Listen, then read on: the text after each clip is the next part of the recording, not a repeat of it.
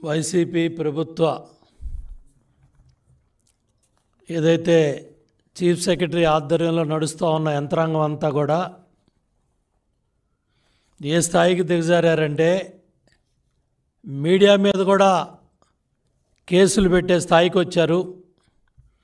మీడియాను కూడా ముద్దాయిలుగా చేస్తూ ఎఫ్ఐఆర్లు కడతా ఉన్నారంటే చీఫ్ సెక్రటరీ గారి స్వామిభక్తి, ముఖ్యమంత్రి ఆపద్ధర్మ ముఖ్యమంత్రి విదేశాలకు వెళ్ళినా కూడా చీఫ్ సెక్రటరీ జవహర్ రెడ్డి గారి స్వామి భక్తి దేశం ఎల్లలు దాటిపోతూ ఉంది.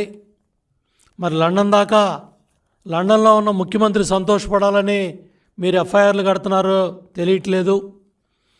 అధికార పక్షంతో అంటగాగిన పోలీసులు ఇప్పటికైనా కళ్ళు తెరవాలి.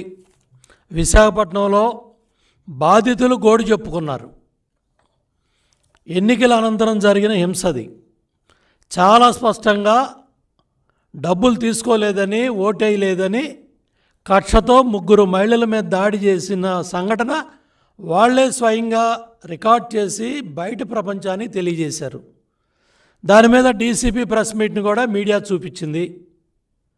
తర్వాత విష్ణుకుమార్ రాజు గారు ప్రెస్ మీట్ పెట్టి అక్కడ కూటమి అభ్యర్థి ఆయన ప్రెస్ మీట్ని లైవ్లో చూపించినందుకు A1 ఈటీవీ పర్సనల్స్ ముద్దాయిలు, A1, A2 ABN పర్సనల్స్ ముద్దాయిలు, A3 కూటమి అభ్యర్థి విష్ణుకుమార్ రాజు, A4 అదర్స్. అంటే ఇక పెండారా బాక్స్ ఓపెన్ చేశారు. అక్కడ విలేకరులు, ఈనాడు పత్రిక, ఆంధ్రజ్యోతి పత్రిక, ఇక TV5 అన్నీ వచ్చేస్తాయి. అంటే ఎటుపోతూ ఉంది? మీరు మీడియా మీద దాడి చేస్తూ మీడియా స్వేచ్ఛ మీద దాడి చేస్తూ బాధితులకు గొంతు వినిపించకూడదా? అది నేరమా? అన్యాయాన్ని వివరిస్తే వర్గాల మధ్య శత్రుత్వం పెంచటమా? అంటే ఎటు తీసుకెళ్తా ఉన్నారు? ఏమవుతూ ఉంది? పోలీస్ వ్యవస్థను భ్రష్టు పట్టిస్తూ ఉన్నారు. టోటల్గా ఒకప్పుడు 5 సంవత్సరాలు చంద్రబాబు నాయుడు గారి పరిపాలనలో పోలీస్ వ్యవస్థకు ఏ విధంగా పేరు వచ్చింది, ఇవాళ మీరు ఏ స్థాయికి వెళ్ళిపోయారంటే మీడియా మీద పెట్టిన సెక్షన్లు కూడా చూస్తూ ఉంటే ఆశ్చర్యంగా ఉంది. సమన్స్ 91 CRPC కింద రమ్మని సమన్స్ ఇచ్చారు. Crime number 186/2024 under section 153A, 188, 505 to 120B అంటే conspiracy, criminal conspiracy, 120B red with 34 IPC section 3132B red with, మళ్ళీ MCC model code of conduct ఈ రూల్స్కి అగైనెస్ట్ అని మళ్ళీ అదొక సెక్షన్ పెట్టారు. Section 125 RPA 151 registered at Kanchelapalem police station Visakhapatnam. Kanchelapalem police యొక్క ఖ్యాతి రాష్ట్రం దాటి దేశం అంతా కూడా వెళ్ళిపోతూ ఉంది.